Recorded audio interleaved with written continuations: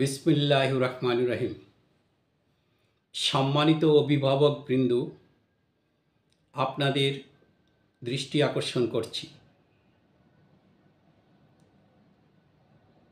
আপনি যদি কোনো শিক্ষার্থীর আইনানুগ অভিভাবক হয়ে থাকেন,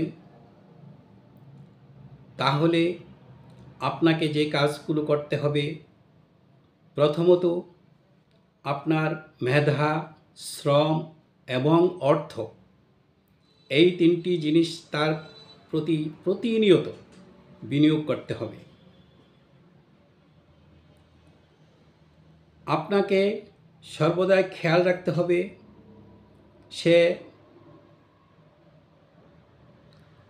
কোথায় যাচ্ছে, কাদের সাথে চলাফেরা করছে, অর্থাৎ সে কোনো মাদকাসক্ত, সন্ত্রাসী কিংবা দুশ্চরিত্র কোনো বন্ধুর সাথে, কোনো শিক্ষার্থীর সাথে চলছে কিনা, সেদিকে আপনাকে সর্বদাই খেয়াল রাখতে হবে। আপনাকে খেয়াল রাখতে হবে সে যাতে মাদকাসক্ত না হয়, সে যাতে সন্ত্রাসী না হয়, সে যাতে নারী কেলেঙ্কারির সাথে যুক্ত না হয়। এই বিষয়গুলোর উপর বিশেষভাবে আপনাকে খেয়াল রাখতে হবে, কারণ এর যে কোনো একটার ছোবলে সে পড়ে গেলে তার ছাত্র জীবন অকালে নষ্ট হয়ে যাবে, তার জীবন হুমকির সম্মুখীন হবে। সচেতন অভিভাবক হিসাবে আপনি তাকে সবসময় চোখে চোখে রাখতে হবে। তার যদি অস্বাভাবিক কোনো কাজ আপনার দৃষ্টিগোচর হয়, সাথে সাথে সে যেই বিদ্যালয়ে অধ্যয়নরত আছে সেই বিদ্যালয় কর্তৃপক্ষকে আপনি জানান। কর্তৃপক্ষের সাথে আপনি এই ব্যাপারটা নিয়ে কথা বলুন, তাহলে আপনি তাকে হয়তো ওই পথ থেকে ফিরিয়ে আনতে সক্ষম হবেন। তার হাতে অতিরিক্ত টাকা দিবেন না।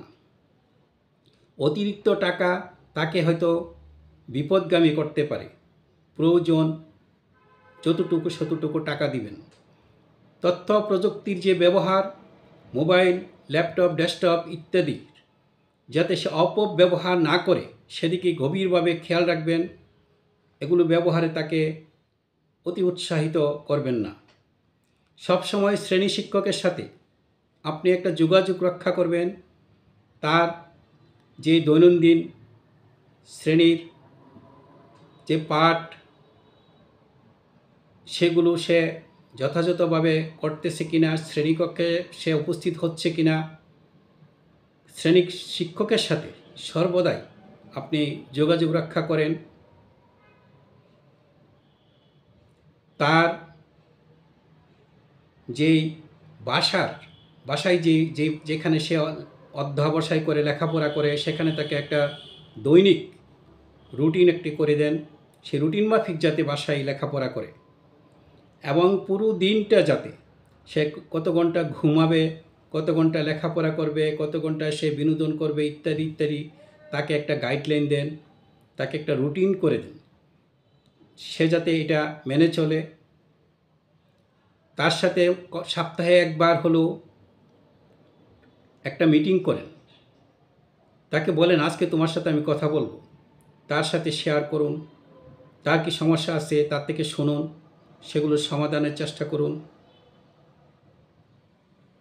তাহলে যদি আপনি এভাবে নজরদারি করতে পারেন, সে পরীক্ষায় যে স্কুলের প্রাতিষ্ঠানিক যে পরীক্ষাগুলো, সেগুলোতে কি ফলাফল করছে সেদিকে আপনি প্রতিনিয়ত এগুলো পর্যালোচনা করবেন।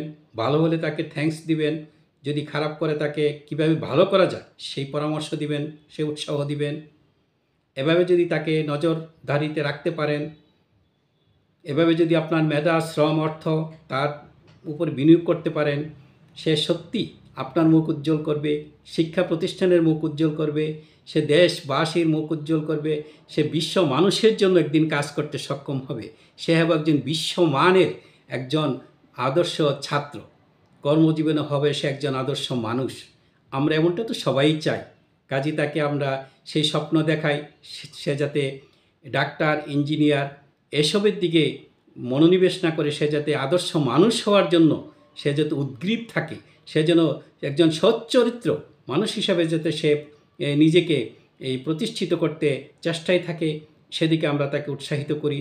তাহলে সে নিশ্চয়ই একদিন সে একজন আদর্শ মানুষ হবে, তাকে লক্ষ লক্ষ মানুষ অনুসরণ করবে, সে আপনার আমার সবার মুখ উজ্জ্বল করবে। এই বলেই আমার বক্তব্য শেষ করছি। আল্লাহ হাফেজ।